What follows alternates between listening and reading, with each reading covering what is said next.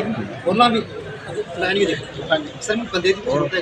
तुस क्या करा दे मेरे को भी 2 टैंकर तुस उस लाइन में पानी को उठेगा नहीं 2 टैंकर थोड़ा कड़े पंप पे ये स्कीम ही है ठंडा पानी वाली ठंडे पानी के बगले में बगलिया ये दूसरी स्कीम है ना भी है ये स्कीम दूसरी है ना बगला नहीं सर फिर कट्ठे नहीं करो कट्ठे मत करो ਸੱਜੇ ਵਾਲੀ ਸਕੀਮ ਵਿੱਚੋਂ ਉਹ ਕਿਤੇ ਟੈਂਕ ਭਰੋਦਾ ਉੱਥੇ ਵੀ ਸਪਲਾਈ ਖੋਲਦਾ ਤੇ ਬਗਲੇ ਵਾਲਾ ਜਿਹੜਾ ਸੋਰਸ ਆ ਉੱਥੇ ਵੀ ਬਗਲੇ ਵਾਲੇ मेरे ਟੈਂਕ को भी ਸਪਲਾਈ 2 ਖੋਲਦਾ टैंकर लेना भी तक है सारा पानी थोड़ा बोलना है लेना भी पर ये लाइन में तकड़ी ज्यादा कोई है से तकड़ी है तो ओरिजिनल लेना भी तकड़ी बोली तुम्हें किस चीज की प्रॉब्लम है वो सुनाओ थोड़ा कर बंदे शंदे नहीं लगते गुजारा नहीं कहना करना लेकिन तुम्हें और कोई चलो बहाना रख लेना नोट कर भाई अरुण नहीं ये नहीं नोट करना ये 3 आदमी के नाम नोट करो मैकेनिकल वाला कौन है सिविल वाले कौन है इनके नंबर भी नोट करने हैं आप स्टेशन पर एक बंदे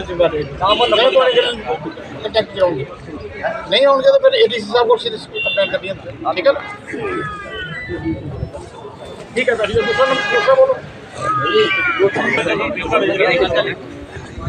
लिखना तो देव करना जे पुल दे करने वाला स्टेशन मैं उत्तर विजिट किया वो टैंकी तो ठीक है खाली हुई सब ठीक है वो साफ है सर अगे जी पंपिंग थोड़ी ठीक कितने घंटे काम सर 11 बजे तक उन्हें पंपिंग करनी है मतलब पूरी लाइट भी जितना टैंकी बंद ट्रैक है सारी डेट होती है जेड़ा ट्रैक करने एक दिन अस कंधा कर मैं एक मिनट मेहरबानी करो कोई नहीं ये एक दिन आज ध्यान दे जोड़ा भी इन्हें गल कर लेंगे अपने कल एक दिन मेरा करने एक दिन अस कंधा करने ਉਹਦੇ ਵਿੱਚ ਕੁਝ ਨਹੀਂ ਆਣ ਸਾਡੇ ਕੋਲ ਟ੍ਰਾਇ ਲੈਣ ਵੀ ਕੱਢਣੀ ਮਤਲਬ ਛੋਟੀਆਂ ਲੈਣਾ ਸਾਰੇ ਪਟਲਾ ਹੀ ਆ ਜਿੰਨਾ ਹੈਲੋ ਬਿਲਡਿੰਗ ਜ਼ਿਆਦਾ ਹੋਇਆ ਤੇ ਮਾਇਰ ਉਹ ਸਰ ਪੁਰਾਣੀਆਂ ਲਾਈਨਾਂ ਨਾ ਅੱਜ ਤੋਂ 40 ਸਾਲ ਪਹਿਲੇ ਦੀ ਪਾਈਪ ਲੱਗੀ ਦੀ और वो आज वाली को मजबूत है भी साइड में पर जी नवी लगा रही है ना उसमें ज़्यादा आज भी मजबूत है सर कुछ ऐसी जगह है ना जिੱਥੇ ਪਾਈਪ ਜਿਹੜੀ ਖਰਾਬ ਹੋਈ ਹੈ मतलब ਕਿ किनिया वाइपर खराब हुई थोड़ी जी भी माया हो ਜਾਂਦੀ ਵਿੱਚ नहीं जिसला लीकेज ਹੁੰਦੀ ਤੁਸੀਂ ਰਿਪੋर्ट कर दो अपने नोटेड अदर को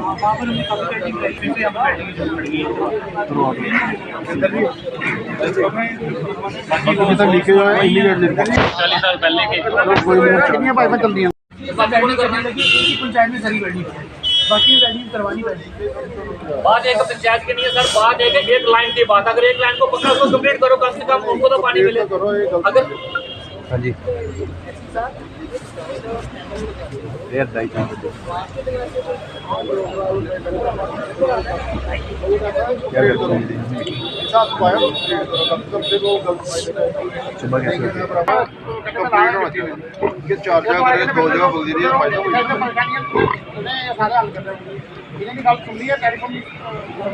हो जाएगी 100% श्योर पहले पानी था इतना हो जाएगा एकदम बावड़ी वाला पानी में डाल दो वो काल डालो ये जाएंगे बात है सब को ले जाओ ये रखेगा उधर वहाँ पे इनको ले जाओ ये सारे साथ जाएंगे फिर जैसे सभी को इकट्ठे करो एक मिनट भाई एक विशाल इनको इकट्ठे करके इनको ये लोगों को ये लोगों से बात करेंगे आपने को 5,000 देना एक भाई नंबर 1 दूसरा ये मैं आपके साथ चिट्ठी दे रहा हूँ सिटी फंड से वहाँ पे जो पानी कलेक्ट करते हैं आगे हमारा सारा हमसे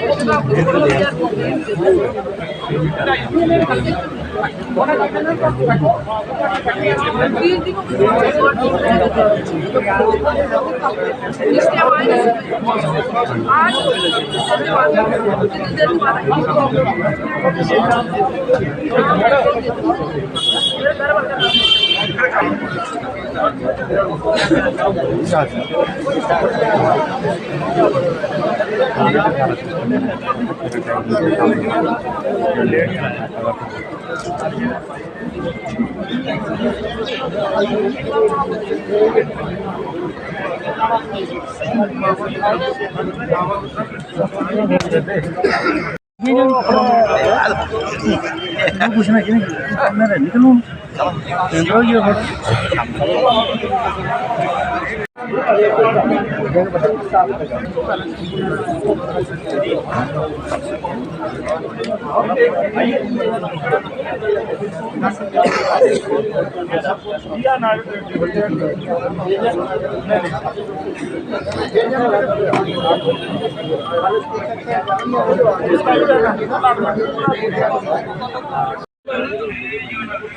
थोड़ा एक गिलास तो कहा सर खराब ही पाइए फेस पाना चलो सबसे पहले मैं आपका धन्यवाद करता हूं। मैं आपको बता देना चाहता हूं जब से ये जेजीएम चली है, बहुत खुशी की लहर थी गांव के अंदर कि मोदी सरकार ने हमारे लिए जल शक्ति मिशन चलाया है। मेरी पंचायत के अंदर भी 5 करोड़ 70 लाख रुपए मिला। ठीक है, जो ही हमारा काम स्टार्ट हुआ 2-3 महीने नॉर्मल का काम आधा हुआ, आधा अधूरा छोड़कर ठेकेदार छोड़कर चले गए, भाग गए। जहाँ के हमारे टैंक बने हुए हैं, पाइपें बिछी हुई है, सिर्फ जो मशीनरी है, मशीनरी लगवा कर लोगों को पानी देना था। और लोग जो बड़ी बेसब्री से ये जल शक्ति मिशन का जो है इंतजार कर रहे हैं। लेकिन आने वाले दिनों तक सरकार क्या करना चाहती है, क्या मसला है बीच में, ये सरकार ही जाने। लोग जनता जो है, आप क्या बोलेंगे सरकार से, एलजी साहब से या मैं कहता सरकार से, एलजी साहब से और ये एडमिनिस्ट्रेशन से बता देना चाहता हूं कि जनता को चाहिए पानी, जनता को पानी चाहिए। उस ठेकेदारों को और सरकार का मसला आपस में वो हल करे, जल्दी से जल्दी इसको हल करे ताकि लोगों को पानी मिल सके। पहले तो आप सबका बहुत बहुत धन्यवाद। देखिए, आज मैंने 1 तारीख और 15 तारीख, हर महीने की 1 तारीख और 15 तारीख को यहाँ पे अपना सीटिंग रखी है, लोगों से मिलना और लोगों की परेशानियों को सुनना और जो जो हल हो सकते हैं उसको हल करना। आज सिर्फ पीएचई सिविल और पीएचई मैकेनिकल को लिया गया था। इस वक्त सबसे ज्यादा जो डिमांड है लोगों की वो पानी की है। इस वक्त बरसात ना होने की वजह से, बारिश ना होने की वजह से पानी की बहुत किल्लत आ रही है लोगों को। इसलिए आज सभी डिपार्टमेंट को बुलाया गया और स्कीम वाइज एक एक स्कीम करके किस स्कीम में क्या क्या परेशानी है इनको सुना भी गया और उसको हल करने की कोशिश भी की गई।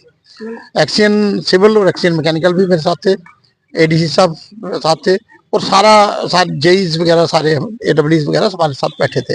अब बात तो बड़ी क्लियर है कि जो स्कीमें हमने डिस्कस की हैं वो पुरानी स्कीम है। जो जेजेएम के तहत नई स्कीमें बन रही हैं उनको हमने डिस्कस नहीं किया, क्योंकि जेजेएम में अभी तक फंडिंग नहीं हो रही। और जब फंडिंग होगी तो मुझे लगता है कि आप जेजेएम को अच्छे से चलाएंगे और लोगों को पानी मिलेगा। लेकिन जब तक जेजेएम नहीं चलती तब तक हमने प्रयास किया कि पुरानी स्कीमों को चलाया जाए और लोगों को पानी दिया जाए। कि मैं बेसिकली ग्रास रूट लेवल का आदमी हूँ, जमीनी सतह का आदमी हूँ। मैं लीडर नहीं कहता, अपने को वर्कर कहता हूँ। मेरा काम है लोगों के साथ बैठना, लोगों की समस्याएं सुनना। और मैं ये अब नहीं कर रहा, लगभग 42 ईयर्स हो गए, 42 साल से मैं लगातार लोगों के बीच में हूँ। और मुझे एक तो लोगों के मिलने से मुझे पता चलता है कि कौन कौन सी लोगों को समस्याएं हैं, कौन कौन सी परेशानियां आ रही हैं और कैसे इनको हल करना है। डिपार्टमेंट को भी कैसे डील करना है ये मैं अच्छे से जानता हूँ, क्योंकि लंबे अरसे से मैं ये काम कर रहा हूँ। और मुझे लगता है कि लोगों के बीच में बैठ के लोगों की बात सुनना ही सियासत है। अगर लोगों की बात नहीं सुनेंगे, वोट लेके हम भाग जाएंगे तो लोग फिर इल्जामबाजी होगी, उससे ज़्यादा कुछ नहीं मिलने वाला हमें। तो अच्छी बात यह है कि हम लोगों के लोग हैं, हम लोगों के बीच में बैठ के इनकी बात करें और इनके मसले हल करें। अगला जो जल्दी में मैक्सिमम आना जाना रहता है, लेकिन अब मैंने 1 तारीख को जहाँ पे फिर बैठना है, 1 को जहाँ पे बैठेंगे और देख लेंगे सब। मैं अपने वर्कर्स से सभी से डिस्कस करूंगा, जो मेरे अहदेदार सभी से डिस्कस करके जिस मुद्दे पे बात करनी होगी वो सभी लोगों को बुला लेंगे और उसको डिस्कस भी करेंगे। जैसे एसडीआरएफ में लोगों को पैसे नहीं मिले, फंडिंग नहीं थी, पैसे नहीं मिले। अब तो दिल्ली सरकार ने 1430 करोड़ रुपए दे दिया, तो मुझे लगता है बहुत बड़े पैसे हमें स्टेट को मिले हैं। अगर सिर्फ जहाँ पे नुकसान हुआ, मुझे लगता है कि नुकसान जो बरसात की वजह से सिर्फ जम्मू रीजन में हुआ, कश्मीर में तो उसका कोई ज़्यादा असर है नहीं, ना उधर बरसात हुई। तो जम्मू रीजन के लिए बहुत बड़े पैसे। और लगता है कि जो लोग जो डिजर्व करते हैं, जिनके घर गिर गए, जिनकी दीवारें कोई गिरी हैं, जिनकी जमीनें साइडिंग होगी, कहीं जगह पे रोडें होगी, तो वो मैं आज भी डिस्कस कर रहा था डीसी साहब से। तो मुझे लगता है कि जो लोगों के नुकसान हुए वो नुकसान लोगों को मिले। डेली वीजर का मुद्दा जो है संसद में भी उठाया गया, लेकिन उसके बाद अब विधानसभा सत्र जो है यहाँ भी शुरू होने वाला है। क्या कहें, डेली वीजर आपके समक्ष आपने देखा कि इस तरह से सावधान होकर खड़े हुए, लेकिन एक विडंबना थी, चेहरे में मुस्कुराहट नहीं, घबराहट थी। देखिए, अगर इन डेली वीजर की बात करूं तो मेरे से ज्यादा इनको कोई बेचारों को कोई नहीं जानता। इनकी बच्चियों की जब बेटियों की शादी होती है तो तब भी मेरा मैक्सिमम जगह पे आना जाना रहता है। जब किसी की बेचारे की डेथ हुई तो तब भी मैं इनके पास जाता हूँ, बैठता है, मिलते हैं। जो इनकी परेशानी है बहुत बड़ी परेशानी है। अगर कोई ऊपर बैठ के कुछ सुन रहा हो, अगर कोई सरकार जिसके कान हों, अगर सरकार तक बात पहुंचती हो, तो सबसे मुझे लगता है कि सबसे पहला मुद्दा जो है, जो डेली वेजर का है, इनको हल करना चाहिए। मैं कहता ज़्यादा नहीं दें, लेकिन मिनिमम वेजेस एक्ट लगा के कम से कम इनको ये दिया जाए। और मेरा एक ये मानना है कि इनको इनकी इंश्योरेंस, ग्रुप इंश्योरेंस की जाए। मैंने कई जगह पे देखा, मेरे अपने घर के पास ही 2 लड़कों की डेथ हो गई, ना तो उनको इंश्योरेंस मिला। उनकी जो विडो लेडी लड़कियां हैं, बड़ी बड़ी यंग बच्चियां थी, जो विडो होगी, उनको कोई पैसा, किसी तरफ से कोई पैसा नहीं मिला। और अब इवन के जो इनके कुछ पैसे रहते हैं 17-18 के शायद 15 से लेके 19 तक इनकी पेमेंट नहीं हुई, पेंडिंग सैलरी जो है वो भी नहीं दी गई। तो मुझे लगता है कि सरकार अगर कोई सुन रही हो, ये तो बातें तो सरकार तक पहुंच रही हैं, और सरकार को इन पे तुरंत फैसला करना चाहिए। इनके जो कम से कम पेंडिंग वेजेस है वो दे दे। और सरकार कोई उनके कानों तक जूं नहीं देंगी। सिर्फ वोट लेने के लिए उन्होंने कहा था, जब वोट लेने थे तब उन्होंने वादा किया था कि भाई हम इनको डेली वेजेस को पक्का करेंगे। जब हम बात करते हैं तो आप ये कहते हैं कि नहीं जी अभी तो हमें 1 साल हुआ, अभी हमारे पास 4 साल हैं। तो मुझे लगता है कि वो देख रहे हैं कि कौन रिटायर हो। मैक्सिमम लोगों को रिटायर करना चाहते हैं, और जब लास्ट में रह जाएंगे जो उनको करना चाहते हैं, ये सरकार के लिए अच्छा नहीं है। इलेक्शन फिर भी होंगे, पंचायत के इलेक्शन है, VDC होने हैं, DDC होने हैं, इलेक्शन फिर भी होने हैं। इन लोगों ने फिर डेली वेजर के पास आना, तो तब इनकी कंडीशन बड़ी खराब होने वाली है। मुझे विधानसभा सत्र के लिए क्या अहम सवाल रहेंगे आपके इस बार? देखिए, एक तो ये डेली वेजर का बहुत बड़ा मसला है। पिछली बार भी आपने देखा होगा कि हम लोगों ने ये मसले उठाए। और दूसरा जो यहाँ पे हमें जो परेशानी आ रही है, जम्मू रीजन को अनदेखा अनसुना किया जा रहा है, उस पर बहुत बड़ी चर्चा होने वाली है इस बार। क्योंकि जब कोई कॉलेज की बात करें, किसी यूनिवर्सिटी की बात करें, उनको जहाँ जम्मू में कुछ दिखता ही नहीं। और उमर साहब ने जब सरकार बनाई है, तो ये CM, मुझे लगता है कि CM जम्मू कश्मीर के हैं। उनको शायद गलती से लगता है कि मैं सिर्फ कश्मीर का ही CM हूँ, लेकिन यहाँ से भी काफी वोटिंग हुई है।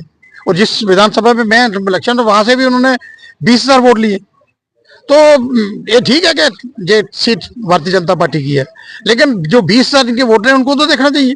और किसी ख्याल नहीं किया जा रहा। मुझे लगता है कि जो रजौरी पुंछ की 8 सीटों में से 1 भारतीय जनता पार्टी है, और 7 सीटें जो उनकी मुझे लगता है कि उनकी सपोर्ट में है, खासकर कांग्रेस भी, और एक इंडिपेंडेंट कैंडिडेट था 2, और 5 लोग इनके NC के जीते हुए थे। तो उनकी सब तरफ से ध्यान देना चाहिए। और उन जो कैंडिडेट जीते हैं, जब उनका समर्थन कर रहे हैं, मुझे लगता है कि उनको भी आज चर्चा में आना चाहिए, और ये बात कहनी चाहिए कि अगर यूनिवर्सिटी कोई आ रही है तो इस यूनिवर्सिटी को रजौरी पुंछ में दे देना, क्या फर्क पड़ता है।